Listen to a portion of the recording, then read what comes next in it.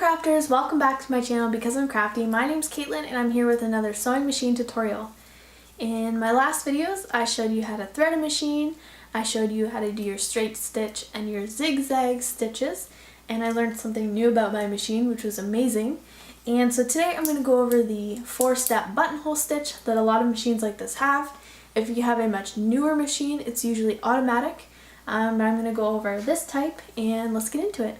So on the dial of your machine, you should have your 4 steps of your buttonhole. Usually your second step and your 4th step is combined into one option. And you have your buttonhole foot here.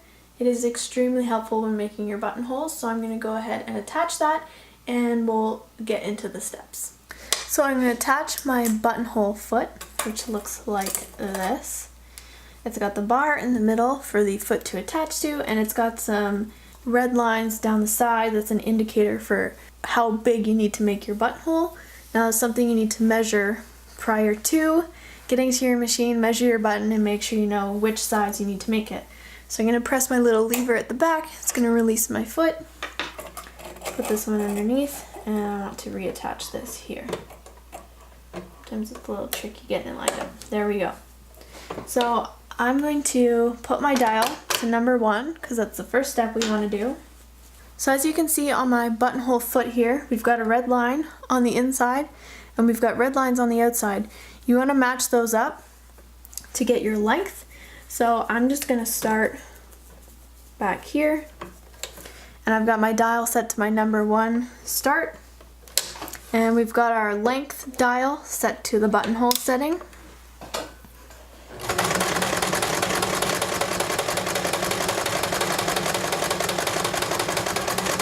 Once it gets to the end, it won't go any further, and we're going to go to our number 2 step on our dial, and it's going to go side to side. You want to do that a couple times. You're going to put your needle to the right side because we're going to go to step number 3, and it's going to go back, and you want to make sure that you stop at the same line that you started at. Oops, it's having a hard time moving back there. Sometimes you have to help your fabric along.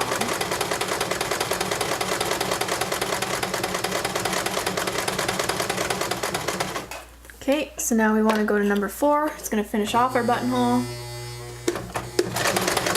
And go side to side to finish it off.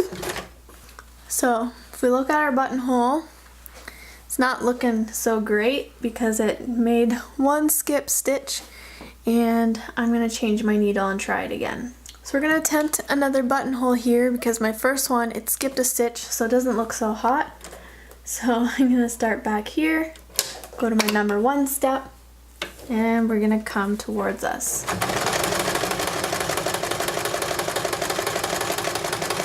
Once we get to the end, it won't go any further, so we're going to go to our number 2 step and go back and forth. Then with our needle up, we're going to go to our number 3 step. It's going to go backwards. You may need to give your fabric a little bit of a pull just to help it along.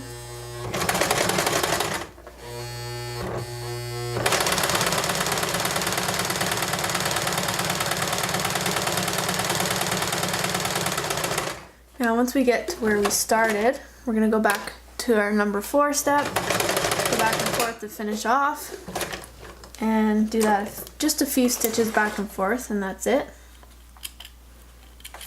Now the one thing I will say about this stitch is that the number 3 step, which goes backwards, seems to be a lot tighter of a zigzag, as you can see here. So it's a lot tighter, and I gave it a little bit of a tug to help it along, and it made kind of a wider stitch and then kept going. So with these 4-step buttonholes, depending on the kind of fabric that you're putting through the machine, might be a little bit more difficult, especially if your fabric's thick, then you're going to have to help it along. I definitely like the way this side looks better. It's a little bit looser than I would like. I'd like the zigzags to be a little bit tighter, but the machine does have a much easier time going forward than it does back.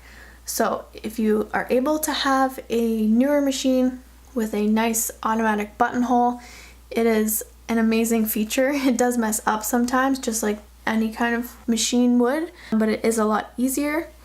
Or you can go to a sewing place that has a buttonhole machine, and that's all that it does. It'll be an industrial machine.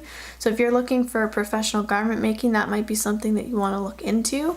But if you're just making simple garments, home sewing, this is definitely an option to have. Once you have your buttonhole sewn, you want to take your buttonhole cutter and you're going to cut down the middle. So I'll show you that next.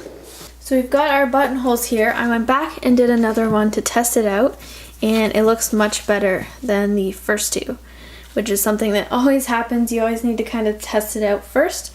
But I've got my self-healing mat underneath and my buttonhole cutter that I talked about in my top 10 sewing tools, and I'm going to cut these buttonholes. So you want to do your best to make sure that you don't cut your threads. You can put your blade right down the middle. You press down.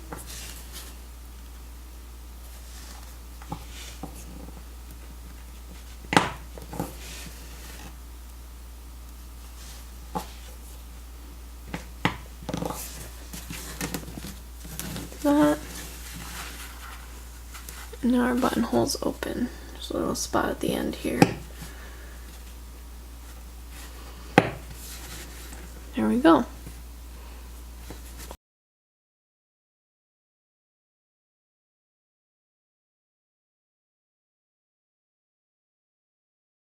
And that's what your buttonhole should look like once it's been cut. So I hope you guys enjoyed that video and learned something new about the 4-step buttonhole feature that you may have on your sewing machine. I think it turned out pretty well, especially after the first 2 practices. The third one turned out really well. I definitely suggest doing a few samples on a scrap piece of your fabric that you're working with before you go for the real deal, just so that you get the technique down. It does take a little bit of practice, but I hope you guys learned something. Let me know if you have any questions down in the comments below or any video requests, and give me a thumbs up if you enjoyed it, and I'll see you next time, crafters. Bye!